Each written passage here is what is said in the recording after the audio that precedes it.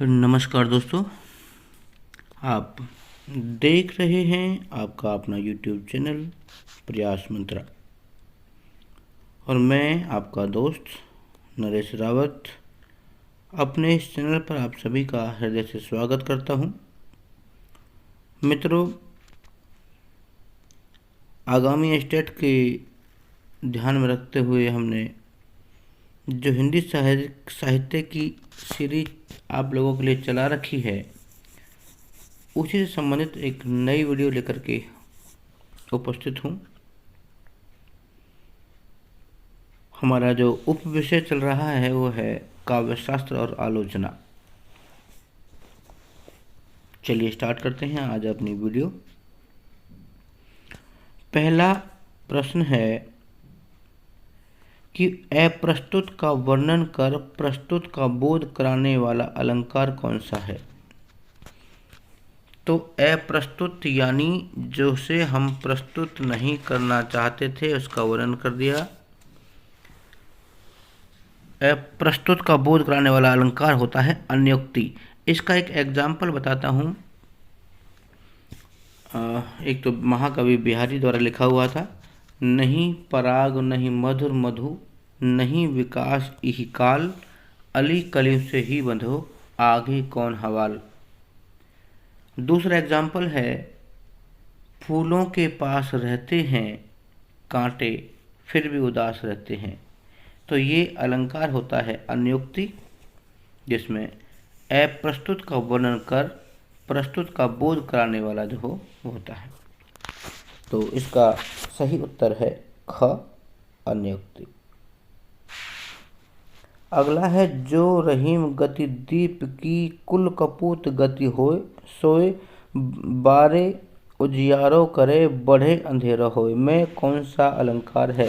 देखिए, ये एग्जाम्पल दिया है, उदाहरण है कि जो रहीम जी कहते हैं दीपक की वही गति होती है जो कुल कपूत गति हो, यानी जो दीपक है जब वो नष्ट हो जाता है, खत्म हो जाता है, जल जाता है, ऐसे ही कुपुत्र जो है वो जल जाता है। तो दीपक के माध्यम से जो है वो बुरे बालक का या बुरे पुत्र का जो वर्णन किया है। तो ये जो शैली है या जो अलंकार है ये है उदाहरण, जो कि हमारे ग भाग में दिया गया है। चलिए तीसरा प्रश्न की तरफ चलते हैं। तो तीसरा प्रश्न है, न कांतम अपि निर्मुषम विभति वनिता मुखम किसकी उक्ति है। तो आचार्य जो भामे हैं उन्होंने इस उक्ति को कहा है कि जो वनिता यानी जो कन्या है या स्त्री है उसके जो चेहरे की सुंदरता है उसके सामने सभी जो भूषण हैं वो व्यर्थ हैं। निर्मुषम होता व्यर्थ। तो इस प्रश्न का उत्तर है क, भा में। अगला प्रश्न है, प्रतीप के प्रकार कितने हैं। तो प्रतीप दो प्रकार का है समय से, ये ख भाग में दे रखा है। तो इस प्रश्न का सही उत्तर है ख, दो। अगला है, कल्पना के विभेद कितने होते हैं। तो जो कल्पना है हमारी वो दो भेद में होती है। एक होती है कल्पना विधायक कल्पना और एक ग्राह्य कल्पना। एक तो है जिसे हम स्वयं सिलेक्ट करते हैं, एक हमारे मन के अंदर की प्रक्रिया है, उसे कहा गया है विधायक कल्पना और ग्राह्य कल्पना। चलिए देखते हैं कौन से में। तो ये ऑप्शन नंबर ग में दिया गया है। तो सही उत्तर है विधायक कल्पना और ग्राह्य कल्पना। ग्राहक होता है खरीदी गई। हाँ जी। अगला प्रश्न है, खालिस्तान में घटित होने वाली घटनाओं का संबंध फैंटेसी है। अच्छा, फैंटेसी एक इंग्लिश वर्ड है, इसका अर्थ है प्रवृत्ति, फैंसी या फैंटेसी। तो ये अवचेतन मतलब दिमाग जब हम सो जाते हैं और जब निष्क्रिय भाव हो जाता है तो अवचेतन मुद्रा में पहुंच जाते हैं। तो अवचेतन में घटित होने वाली घटनाओं का संबंध फैंटेसी से है, तो रिक्त स्थान के लिए उपयुक्त विकल्प है ख, अवचेतन। तो सही उत्तर भी आपको अवचेतन मिलेगा। अगला जो प्रश्न है वो एक देखिए, अगला प्रश्न है हिंदी के किस कवि की रचनाओं में फैंटेसी या फंतासी का प्रयोग हुआ है। तो हिंदी में इस शब्द को ज़्यादा प्रयोग करने वाले गजानन माधव मुक्तिबोध जी हैं, जिसे हम सरल भाषा में या शॉर्टकट में मुक्तिबोध नाम से भी जानते हैं, क्योंकि फैंटेसी इन्होंने ही अपनी रचनाओं में ज़्यादा दिया है। अगला प्रश्न है बिंब के बारे में कौन सा तथ्य असत्य है। तो जो बिंब है उसके बारे में देखिए, पहले सभी ऑप्शंस को एक बार पढ़ लें।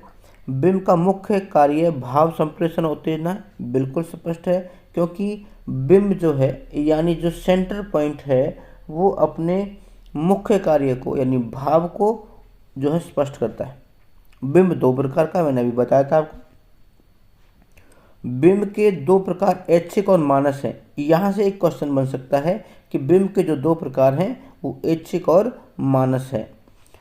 आगे आता है बिंब व प्रतिबिंब अर्थ साम्य रखते हैं। नहीं, प्रतिबिंब तो होता है छाया और बिंब होता है सेंटर पॉइंट। तो ये जो ऑप्शन है, ऑप्शन नंबर जो घ है, वो इस प्रश्न का सही उत्तर है और असत्य भी है। अगले प्रश्न की बढ़ते हैं। आचार्य दंडी के अनुसार काव्य गुण कितने प्रकार के हैं। तो आचार्य दंडी ने काव्य गुणों की संख्या 24 बताई है, जो कि हमारे घ पार्ट में दिया गया है। अगला प्रश्न है काव्य शास्त्रज्ञों या शास्त्रियों के अनुसार वृत्तियां कौन कौन सी हैं। तो अगर हम सामान्य शास्त्री की बात जो देखें, कुछ विशेष जिसका अगर काव्य शास्त्र पढ़ते हैं तो 3 प्रकार की मिलेंगी, वैदर्भी, गौड़ी और पांचाली। लेकिन सामान्य जो यानी सभी काव्य शास्त्रियों का जो मत है उनकी है उपनारिका, कोमला और परुषा। ये जो वृत्तियां हैं ये हमारे ऑप्शन नंबर घ में दी हुई है और यही प्रश्न का सही उत्तर है। अगला जो क्वेश्चन है किस वृत्ति की पदावली कोमल कांत होती है। तो जो वैदर्भी है उस वृत्ति की जो पदावली है वो बहुत ही कोमल कांत होती है, जो कि ऑप्शन नंबर क में दिया गया है। अगला प्रश्न है शब्दाडंबर व संयुक्ताक्षरों वाली वृत्ति कौन सी है। देखिए, आपने हिंदी में पढ़े हैं संयुक्ताक्षर जो 2 या 2 से अधिक अक्षरों से मिलकर बने हैं। तो जो पांचाली रीति है वो संयुक्ताक्षरों और शब्दाडंबर से बनी है। अच्छा, कोमलकांत पदावली आपने अभी देखी तो वो है वैदर्भी की, लेकिन जहाँ शब्दों का थोड़ा सा आडंबर हो और अगर जहाँ पर शब्द जो है संयुक्त रूप में प्रयोग किए जाए वो होती है पांचाली, जो कि हमारे ख भाग में दी हुई है। ऑप्शन नंबर बी सही उत्तर होगा।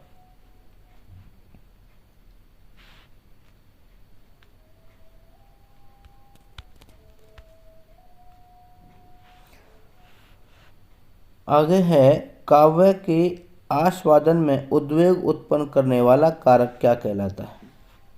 तो अगर काव्य के आस्वादन यानी काव्य को नीरस करने वाला जो उद्वेग है, जो मुख्य घटक है उत्पन्न करने वाला जो कारक है, क्या कहलाता है, वो कहेगा काव्य में दोष। क्योंकि अगर काव्य के अंदर दो जो है वो नहीं रहा, इसका मतलब है कि वो व्यर्थ हो जाएगा।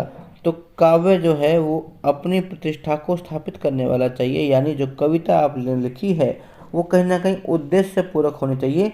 लेकिन अगर वो आस्वादित रही, उसमें स्वाद नहीं रहा, टेस्ट नहीं रहा और आपने मूल कथ्य से भटक गए तो जो वो है वो व्यर्थ मानी जाएगी।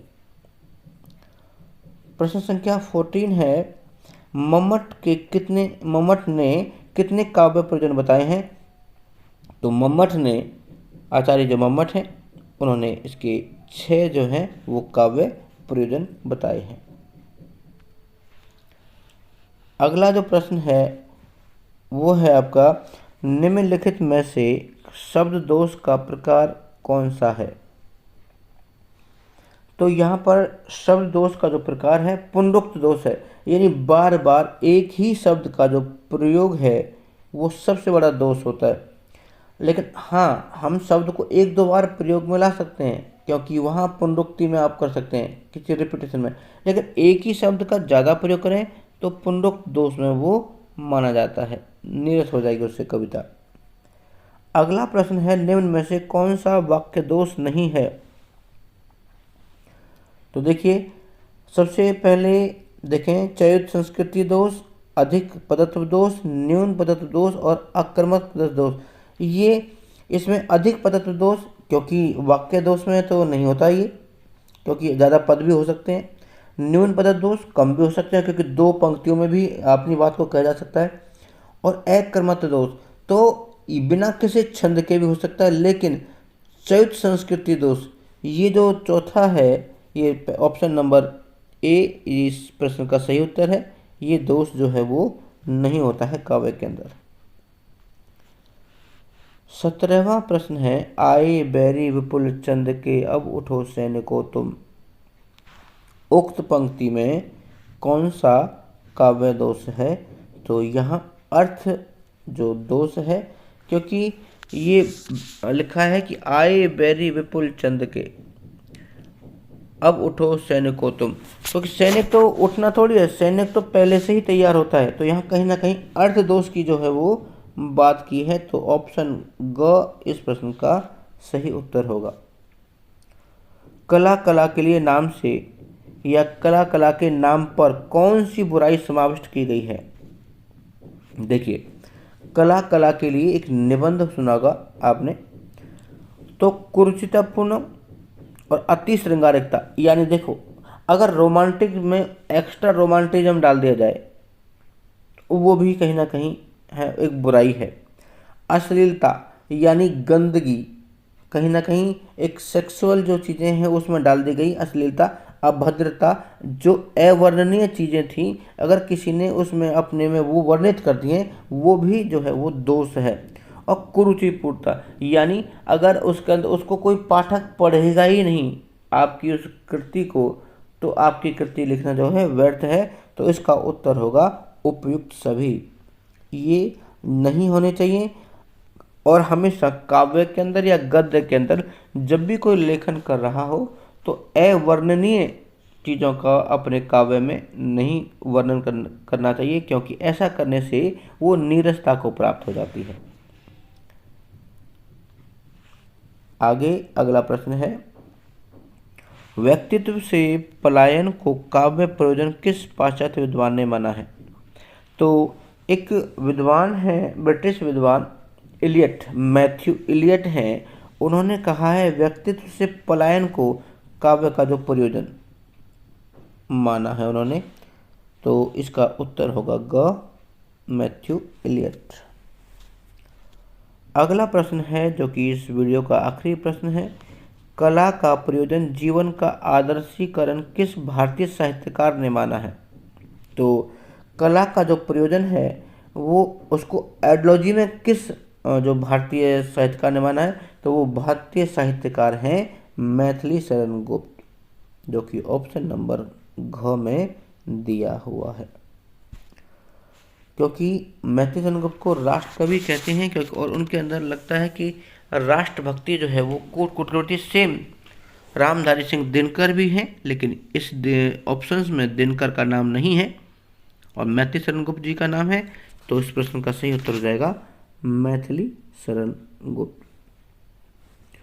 तो ये थे हमारे आज के वो 20 महत्वपूर्ण प्रश्न जो काव्य शास्त्र से लिए, जो कि पिछली कक्षाओं में पूछे गए और आगामी स्टेट में या एचएसएससी जो पीजीटी हिंदी या डीएसएसबी की जो परीक्षाएं आयोजित की होंगी या की जाएंगी उनमें पूछे जा सकते हैं। तो उम्मीद कर रहा हूँ कि हम आपको ये हमारा जो लेक्चर है वो पसंद आएगा। और दोस्तों, जो भी स्टूडेंट हमारे चैनल पर नए हैं वो हमारे चैनल को सब्सक्राइब अवश्य करें, ताकि आगामी जो वीडियो की आपको नोटिफिकेशन पहले ही मिलती रहे। चलिए, इसी उम्मीद के साथ जल्दी ही मिलते हैं, एक नई और वीडियो लेकर के आप तक पहुंचेंगे। तब तक के लिए नमस्कार।